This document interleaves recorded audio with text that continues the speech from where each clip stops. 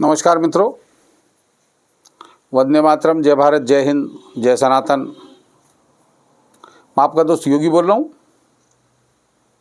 और आप देख रहे हैं मेरा चैनल द योगी वाणी। और पहली बार आए हैं तो इसे लाइक करें, सब्सक्राइब करें और शेयर करें। तो आइए बात करते हैं राम मंदिर की। राम मंदिर की पूजा की स्थापना के प्रोग्राम 16 तारीख से शुरू हो गए थे और आज उसमें बहुत सारे काम आरंभ भी हुए हैं। और मूर्ति का जो अचल विग्रह है उसको आज मंदिर में प्रवेश मिल गया है, प्रवेश हो गया आज। और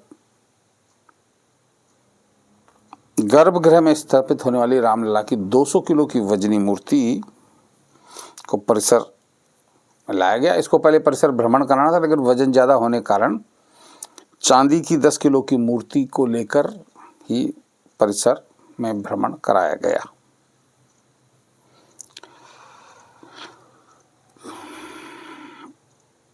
इक्कीस महिलाओं की कलश यात्रा निकली जो सरयू के जल से लाकर परिसर को पवित्र किया गया और उसका गर्भगृह हुआ। निर्मोही अखाड़ा के महंत धीरेन्द्र दास और पुजारी सुनील दास ने अयोध्या के राम मंदिर के गर्भगृह में पूजा की। और रात को आज हेमा मालिनी की रामायण पर एक नृत्य नाटिका का भी वो हुआ।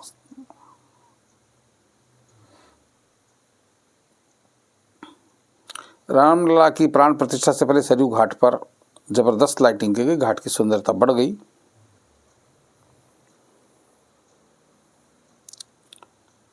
और हेमा मालिनी ने लक्ष्मी और सीता का किरदार निभाकर जो नृत्य नाटिका की, बहुत आनंद आ गया। और अयोध्या के सूरज सरयू कुंड में प्राण प्रतिष्ठा से पहले लेजर शो भी आरंभ हो गया है। और जब रामलला की जो मूर्ति आई, अचल विग्रह आया, उसको हनुमानगढ़ी में 2 मिनट रोककर सांकेतिक दर्शन कराया गया। और गर्भगृह में आज पूजन हुआ। आज शाम को जो श्री रामनवमी ट्रस्ट के सचिव हैं चंपत राय जी, उन्होंने गर्भगृह में पूजन किया।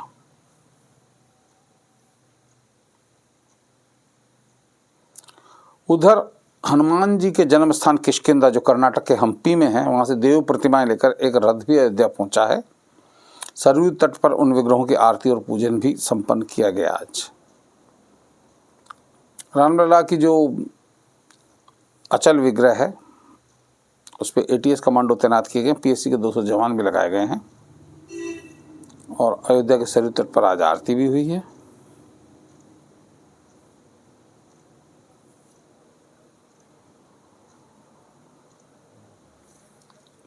और प्राप्त सूचनाओं के अनुसार 22 जनवरी को होने वाले प्राण प्रतिष्ठा समारोह में 7,500 लोगों को निमंत्रण दिया गया है। और वहाँ तैयारियां पूरी जोरों शोरों से चल रही हैं। और कौन VIP कहाँ बैठेगा, इसकी पूरी व्यवस्था वहाँ चली जा रही है।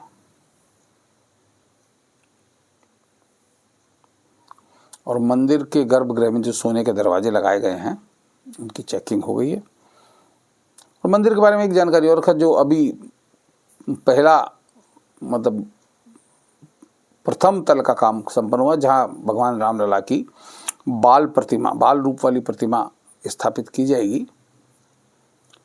और उसके ऊपर वाली मंजिल पर जहाँ राम दरबार की स्थापना होगी, उसमें भी कार्य चल रहा है। और दूसरी मंजिल पर यज्ञ हवन अनुष्ठान आदि करने के लिए वो बनाया जा रहा है। तो इस तरह से किया जाएगा। 22 जनवरी को देश के सभी रेलवे स्टेशनों पर लाइटिंग की जाएगी और फूलों की सजावट की जाएगी। अयोध्या में तो होगा ही होगा।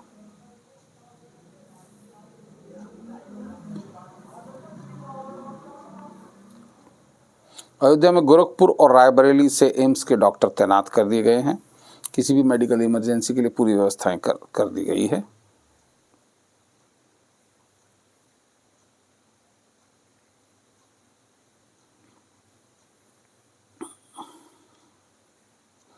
इस बीच इलाहाबाद हाईकोर्ट में रामलला की प्राण प्रतिष्ठा पर रोक की मांग भी की गई है।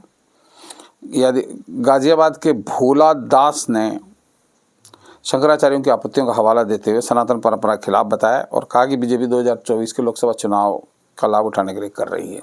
इस तरह की बातें आती रहती हैं, क्योंकि जब तक कोई अच्छा आयोजन नहीं होगा तो उसमें राक्षस लोग तो आएंगे ही। कुछ पॉलिटिकल राक्षस हैं, कुछ और राक्षस हैं। तो इस तरह के काम चलते रहेंगे और बहुत सारे नेता, अरविंद केजरीवाल, लालू प्रसाद यादव, नीतीश कुमार नहीं, शरद पवार, ये लोग कह रहे हैं कि हम प्राण प्रतिष्ठा समारोह में शामिल नहीं होंगे, बाद में हम समय निकालकर दर्शन करने अवश्य जाएंगे। तो इस तरह, और आज देश के प्रधानमंत्री नरेंद्र मोदी जी ने सोशल मीडिया पर लता मंगेशकर का गाया श्लोक भी शेयर किया कि जैसे देश बड़े उत्साह से 22 जनवरी का इंतजार कर, जिन लोगों की कमी खलेगी उनमें हमारी प्यारी लता दीदी भी हैं। यहाँ उन्हीं का गाया हुआ श्लोक है। उनके परिवार ने मुझे बताया कि आखिरी श्लोक था जिन्होंने रिकॉर्ड किया था।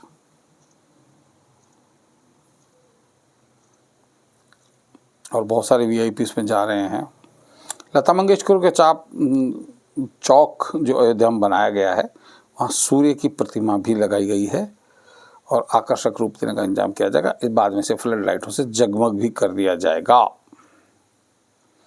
और इसी बीच आज योगी आदित्यनाथ जी ने अयोध्या के लिए 2 फ्लाइटों का भी वर्चुअली उद्घाटन किया। अहमदाबाद और दिल्ली से तो फ्लाइट अभी अयोध्या चालू हो गई है। अब बेंगलुरु और कोलकाता से भी फ्लाइट आज स्टार्ट कर दी गई है, यानी देश के चारों कोनों से अयोध्या का संपर्क जुड़ गया है।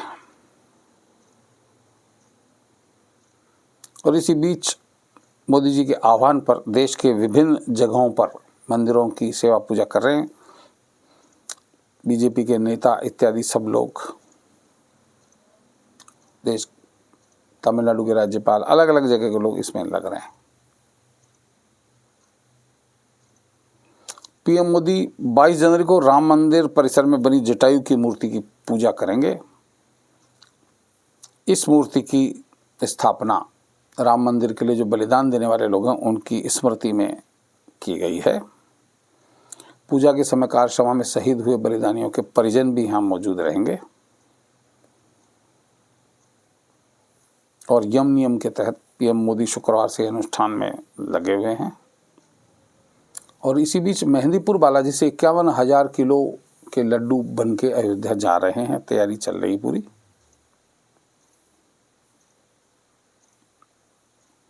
और इसी बीच मुख्यमंत्री योगी आदित्यनाथ जी के घर पर राम मंदिर ट्रस्ट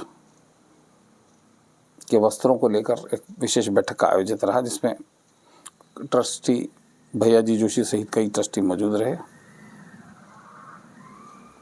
रामलला का वस्त्र 12 लाख भक्तों ने 2-2 धागे के सहयोग करके बनवाया है, तो ये वहाँ आएगा।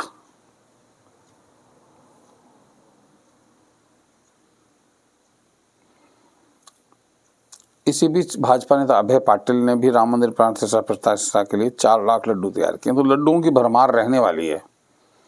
भगवान राम की मूर्ति का जो स्थापना अवसर है, ये इतना बड़ा आयोजन है कि हजारों सालों में देश को इस तरह का मौका मिला है और हम लोग इस पीढ़ी के अपने आप को भाग्यशाली मानते हैं कि हमको ये देखने का मौका मिलेगा।